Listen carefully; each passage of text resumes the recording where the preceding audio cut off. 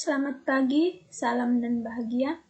Nama saya Octaviana Koe dengan NIM 2020-015335 dari Universitas Sarjana Wiyata Taman Siswa, kelas 2A Prodi PGSD.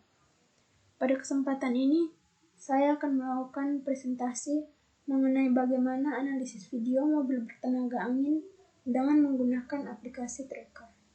Kegiatan ini saya lakukan pada tanggal 2 Mei 2021 sampai dengan 4 Mei 2021.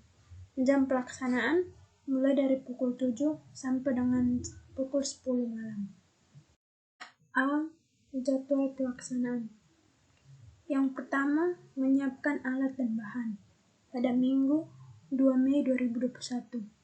Yang kedua, mempelajari cara kerja tracker pada Minggu 2 Mei 2021. Yang ketiga, menganalisis video mobil mainan dengan tracker pada Minggu 2 Mei 2021 juga. Yang keempat, mengerjakan LKM pada Senin 3 Mei 2021 dan melakukan presentasi pada hari Selasa 4 Mei 2021. B. Tujuan dari kegiatan ini adalah 1. Membuat mobil mainan bertenaga angin. Yang kedua, menentukan besarnya gaya dorong, kecepatan, percepatan, usaha, dan energi yang bekerja pada benda menggunakan software tracker. Yang ketiga, menganalisis hubungan antara arah gaya, kecepatan, dan percepatan dalam satu dimensi. Yang keempat, menganalisis hubungan usaha dan energi yang bekerja pada benda. C.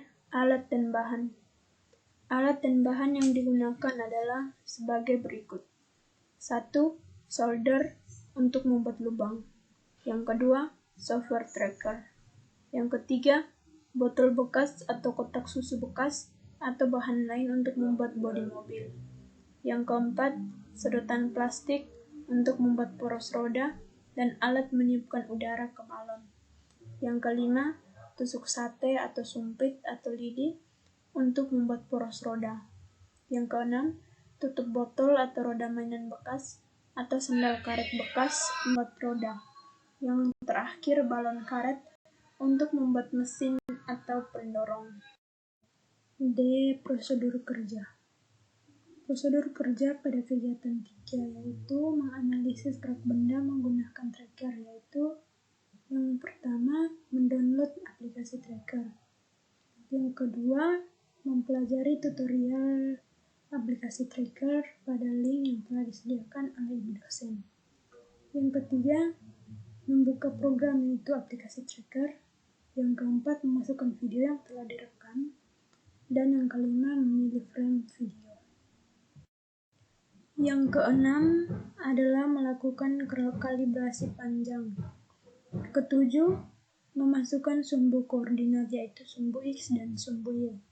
Yang kedelapan, membuat point mesh. Yang kesembilan, membuat jalur gerakan benda. Dan yang terakhir adalah menganalisis tabel atau grafik. Hasil pengamatan kegiatan 3. Dari kegiatan yang telah saya lakukan, saya mendapatkan 20 data dari hasil analisis secara otomatis. Di sini terdapat detik, ada juga jarak, kecepatan, ada pula percepatan, usaha, energi potensial, dan yang terakhir adalah energi kinetik. Yang F, diskusi. Pertanyaan diskusi yang pertama, membuat grafik tentang hubungan antara gaya dan kecepatan benda. Berikut ini adalah grafik yang saya buat berdasarkan data yang telah dianalisis. Warna orange adalah gaya dan warna silver adalah kecepatan. Pertanyaan yang kedua yaitu berdasarkan grafik nomor 1, bagaimana hubungan antara gaya dan kecepatan gerak benda?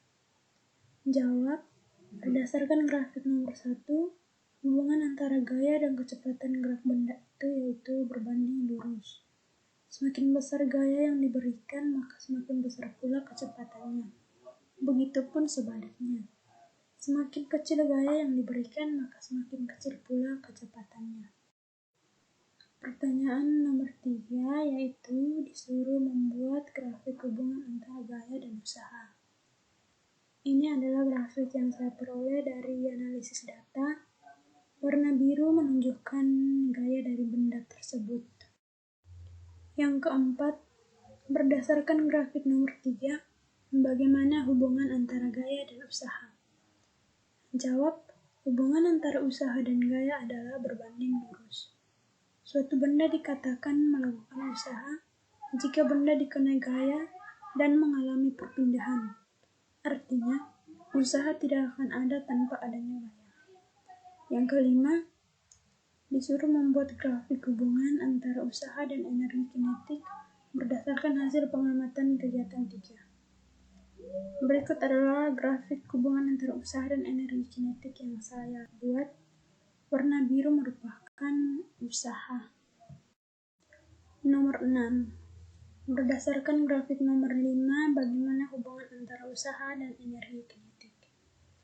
Jawab, hubungan antara usaha dan energi kinetik adalah besarnya usaha yang dilakukan oleh suatu benda yang bergerak akan sama dengan besarnya perubahan energi kinetik benda tersebut.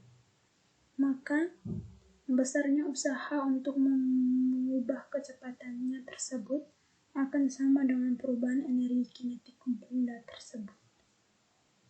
Yang ketujuh, contoh soal.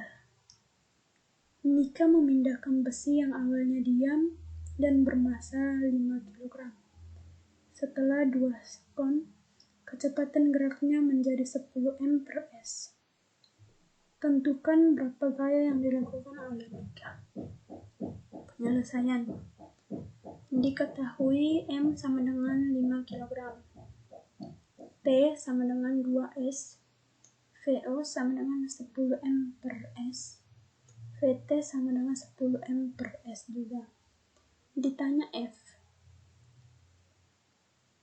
Jawab, percepatan sama dengan A. A sama dengan VT kurang VO.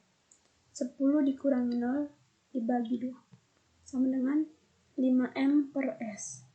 Jadi, gaya yang dihasilkan oleh Nika adalah F sama dengan M kali A sama dengan 5 dikali 5. Nomor 8. Sebuah mobil memiliki massa M dan berdaya P.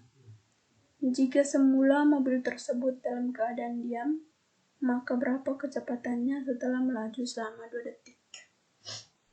Diketahui, massa mobil sama dengan M, berdaya P, semua mobil tersebut diam. Ditanya, berapa kecepatan setelah maju selama 2 detik? Jawab, P sama dengan W per T.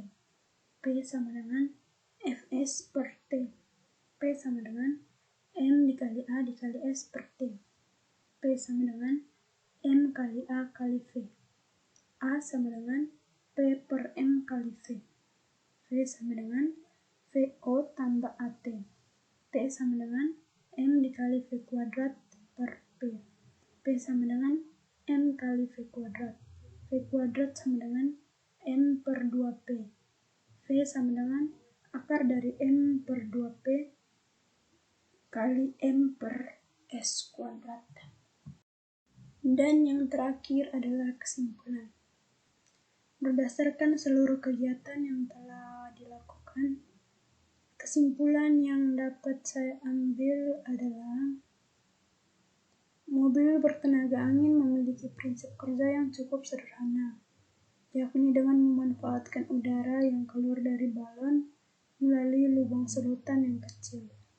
Semakin besar gaya yang diberikan, maka usaha dan kecepatan yang dihasilkan semakin besar pula.